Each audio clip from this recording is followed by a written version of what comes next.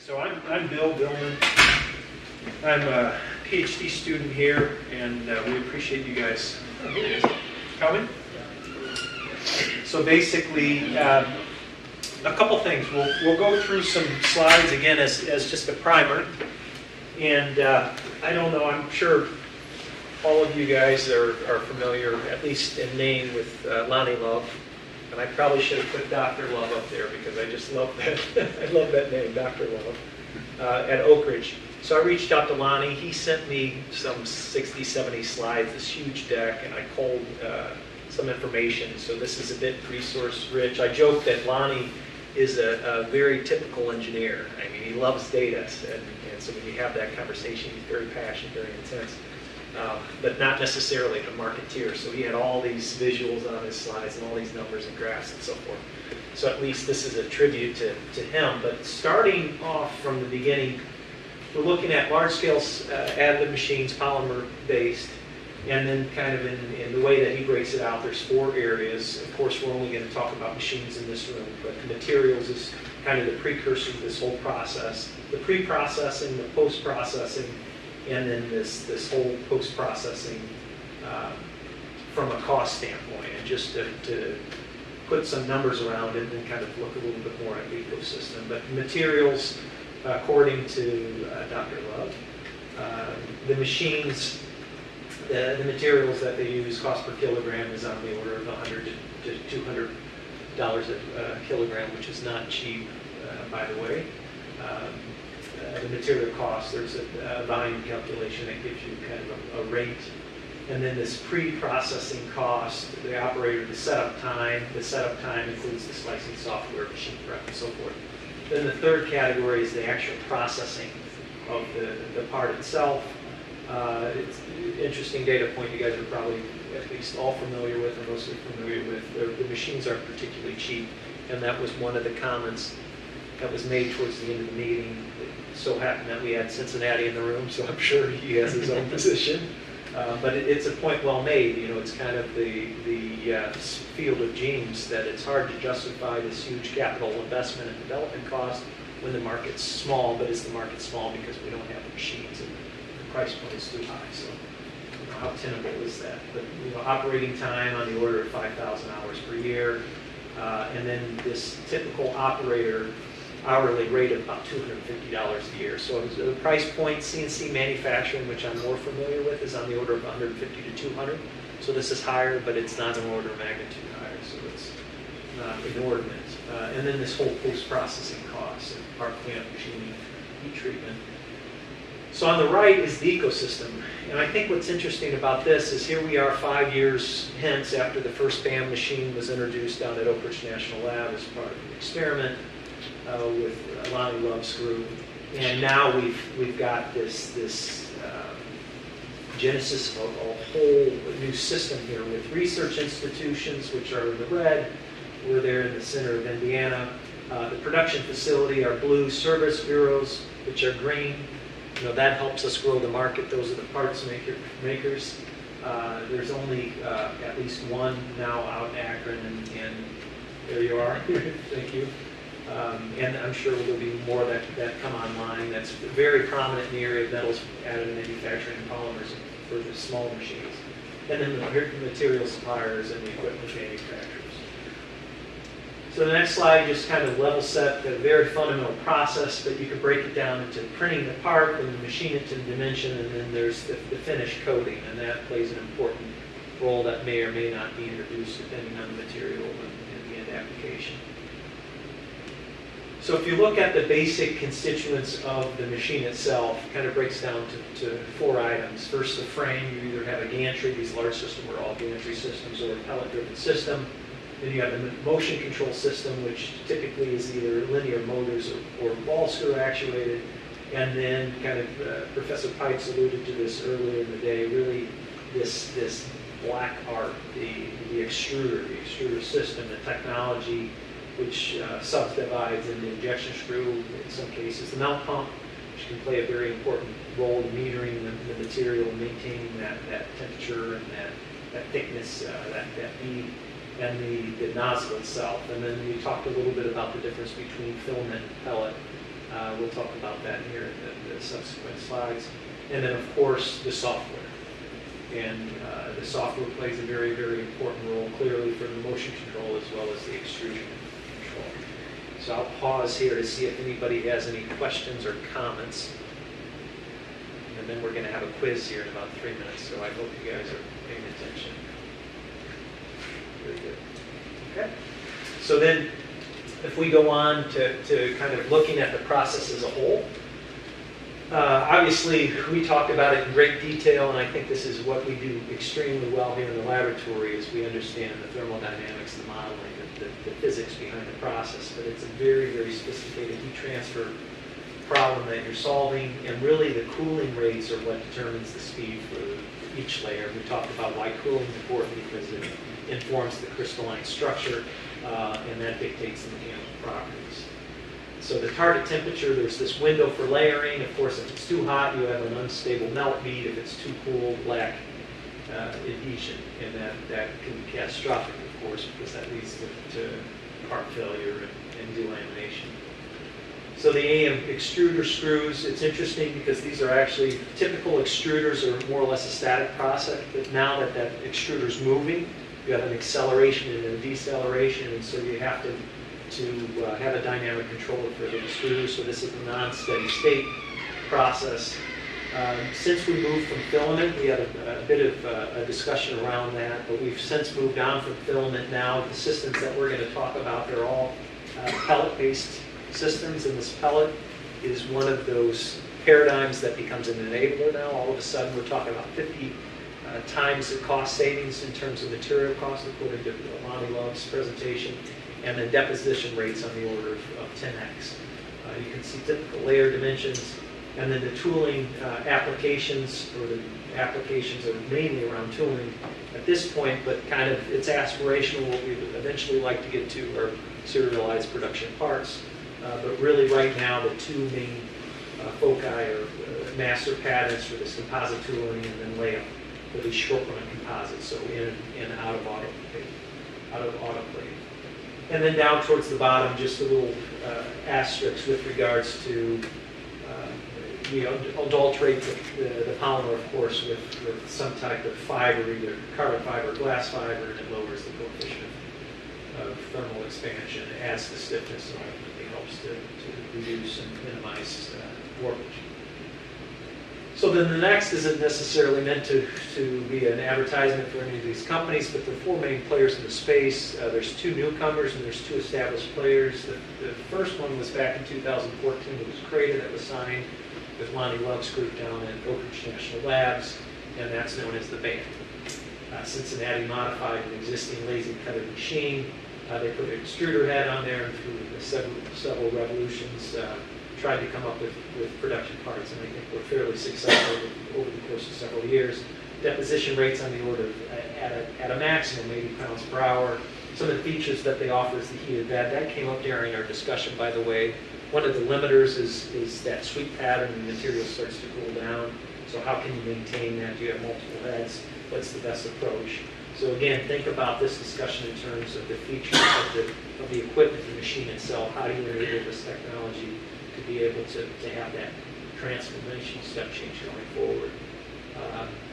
It's an enclosed chamber, and these are in production systems. So this was the first commercially available extruder on the order of a market of 15 or 20, I think, have been delivered over the last 5 years.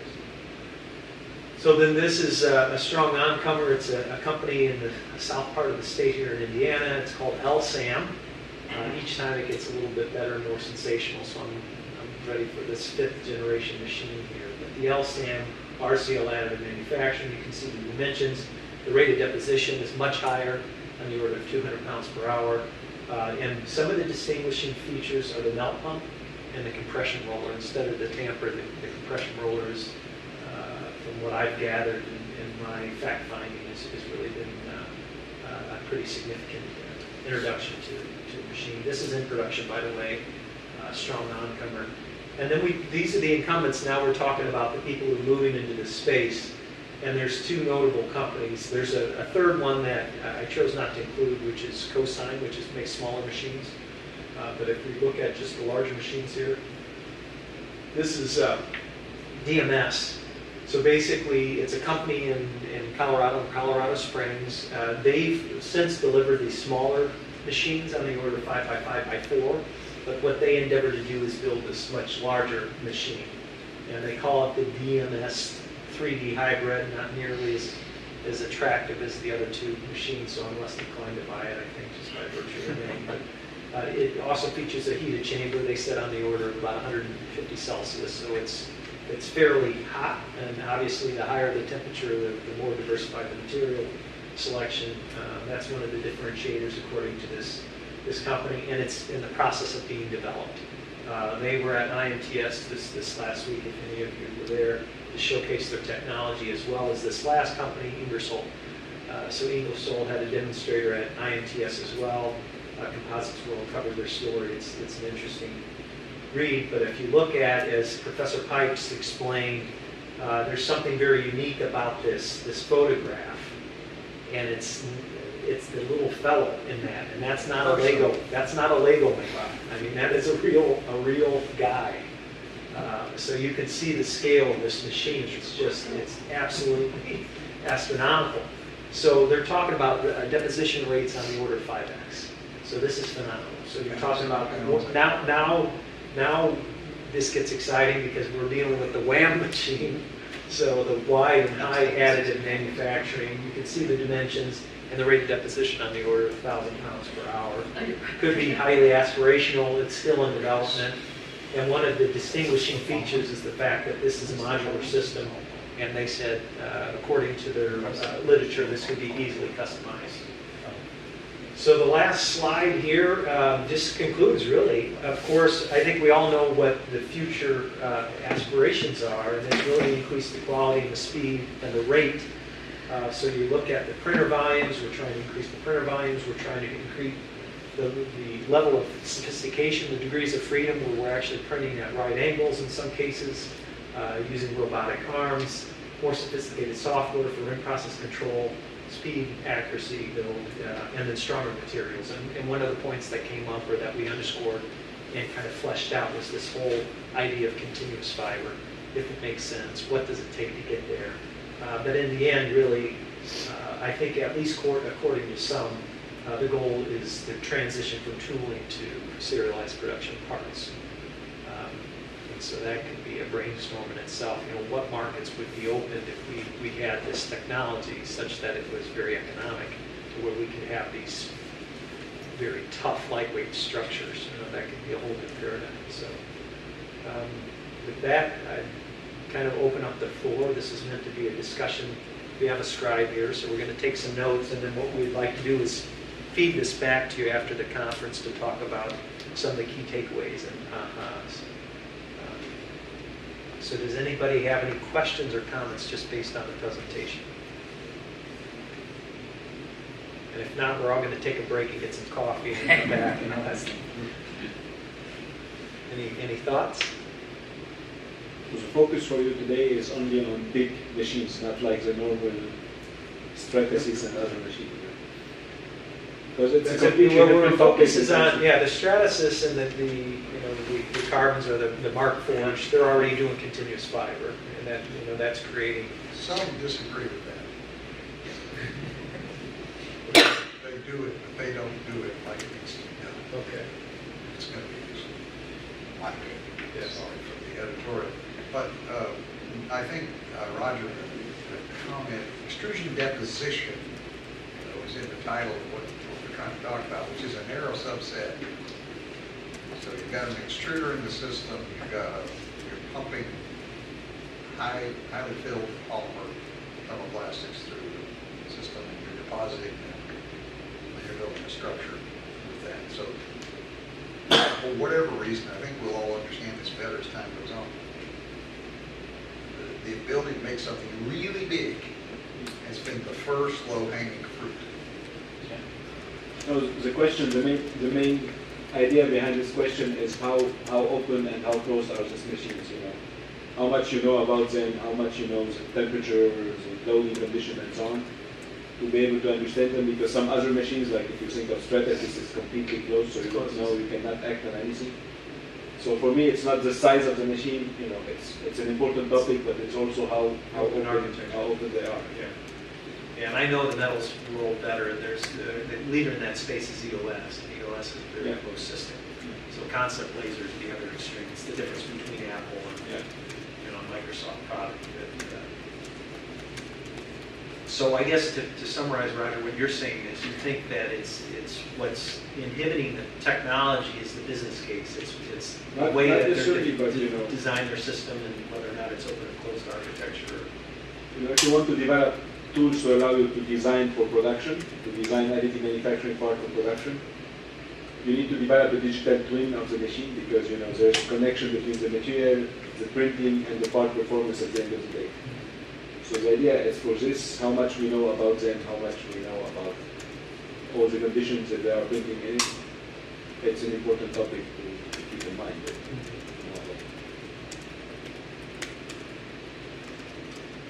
And I think for that open source too, because at the end of the day, I think that's the most important question, feasibility, and it really comes back to what Professor Monson had mentioned with regards to the business case.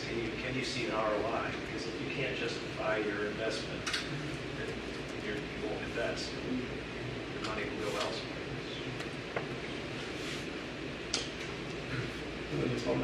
Somewhere in your slide you present machining steps. All these new machines that you present, you still need to do machining after the 2 years. Can these be eliminated? Because that would be time saving if you do that and you still get a nice fixed finish. That's a little bit on a case-by-case basis, though, because most of the time you're going to need a better surface finish than what you can print, unless you're going to take an incredibly long time laying down your layers. Speed and coarseness of printing are related. Right. So, no. To get highly defined things, you have to use very fine extra bits.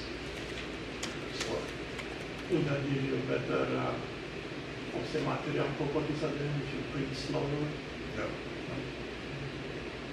The more layers you have, the more failure points you potentially have as well. So the bigger your layers, the less potential failures. That's a good way to say it. Think about it. How about another size machine? Do we need something smaller than the van? You said that EMS had built one, right? Yeah, the 5x5x4, and then there's Cosign down in Houston, Texas. I don't know if you guys are familiar. Interesting startup, but young companies. Does it use extrusion, or is it another method? No, it's extruded. It's extruded. Yeah. Most of their systems are filament fed. They've done some pellets, but there's another company also in Colorado, Titan Robotics, who actually has a really good pellet fed system, I would say. And they have a fully heated chamber. So, And what size do they have? It's like a meter cube. Yeah, their current one was a meter, but I think they were talking about they were in the process of building one that was a bit meter.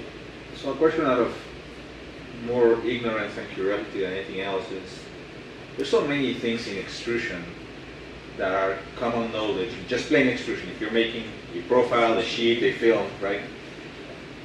That I don't know if they've made it to this. So for example, if you had a co-extrusion instead of a monolayer but a co-extruded system where you have the bead is now a skin of a softer polymer and a center of a reinforced polymer, does that improve adhesion between the layers, right?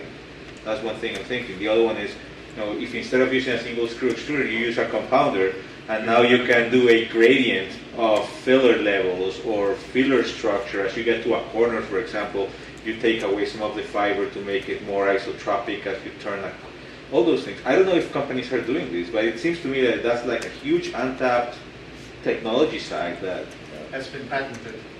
so exists. Yes. Okay, and that's why nobody does it Co-extrusion, we did that, and it works. in extrusion deposition. Yes. Okay. But these companies aren't doing that. So it's an interesting. I mean, if you point think that about raised it. that.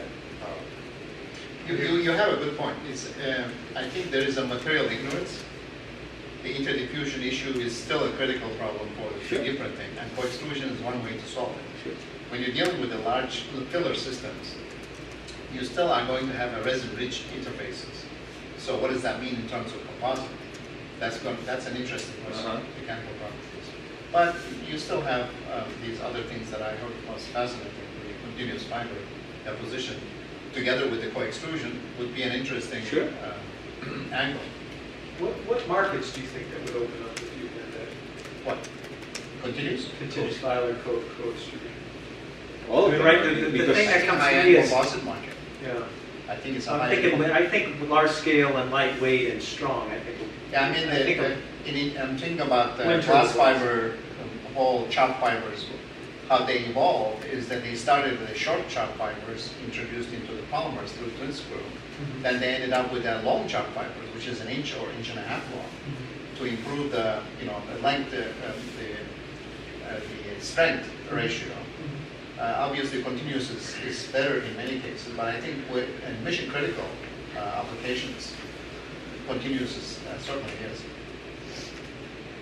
But there is a need for, I think, material optimization and take advantage of the opportunities like co-extrusion can provide. It's infancy, I think. We have large volume fraction fiber in these. Co-extrusion gets to be interesting. Yeah. Well, it's almost like if you're building a wall, right, and you put the cement on the middle and then you put the bricks on, it's basically the same concept, having that adhesion layer in between. So what about putting continuous fiber in the middle of that? Continuous fiber, yeah, of course, right. Now you have, Co-extrude three things. yeah, and you Is that can go, possible? you can go as I think fancy it as you is. want. Well, you can't. It's you a can't fiber extrude. coating exists. You can't extrude continuous fiber. Extruder will make it discontinuous really fast. I mean, and you can start thinking about like incompatible materials that now you can get to stick to each other layer by layer, like a functionally gradient type of setup, foaming, right? If you want to foam one of those layers to be lighter weight. So right now, when I look at the machines, most of them I look at them as tool making machines, because that's the market, I think. But I really like the comments on like the multi-material and grading and folds and all of that. I just wonder if people see market in this space, how to take advantage of the capability, because it is out there. It's just difficult to envision how we take advantage of it in the current setting. I mean, lightweighting Like, would be huge, right? Structural lightweight, where you have that. But in some respects, in order to get that really optimized, even with the materials we have, we still keep printing in this planar fashion rather than in a true 3D fashion. Correct. So, is there any real work being done? I've seen a few white papers out there from students and some others, but is anybody really putting a significant effort into developing software for true 3D extrusion? I don't think it's the software that's the issue. What do you feel about Well, it's the machines. We just don't have such a machine. Anders showed you earlier today, what do you call it, a roll forming machine where you take a continuous fiber and you turn it with direction. This is coming, I think, but there's nothing that really is as powerful as people like to think at this stage. But there was a comment there that talked about 6-axis, so that gets closer to that concept, right? And now you can turn your nozzle and your printing up and around. Well, the thermoid will print vertically now. Can't do that. I have never seen it done, but they have demonstrated it. And instead of printing this way, it's actually printing outward. That's an interesting concept because that helps. The other interesting thing, and now we've got an architect in the room, I'm interested in you thinking about an idea that is kind of rattling around, which is you print lots of pieces that then fit together and make something really big. Yeah. You don't need this giant you could print your own Lego blocks now. That's kind of simplified. But, because a Lego block, they all look exactly alike, but think about blocks that don't have to look exactly alike, so that when you assemble them, they give you something that's complex in shape. That idea, I think, has lots of very interesting legs, and speaks to the different machines that could be. The larger the machine, the larger block, the larger piece you could print, and the larger structure you can create. Kind of interesting. I think what's coming. So we're out of time. Any closing comments? I would just probably have a closing comment. So we have some really great robust technologies coming out for basically in terms of processing material, depositing the material precisely. But what about using experimental knowledge plus simulation to start building more intelligent systems so that can be in a very rough scale predictive. Let's say we have machine learning now coming in place. So how can we basically leverage that? So I think that that's a good point for future development of more robust machines. Yeah, that's a good point about AI, machine learning. Yeah. Thank you. So we need the Oak Ridge, but anyway. Thank you guys very much. And so what we're going to do is we're going to compile these notes and we'll make it available, try to address some of the key takeaways. Thank you.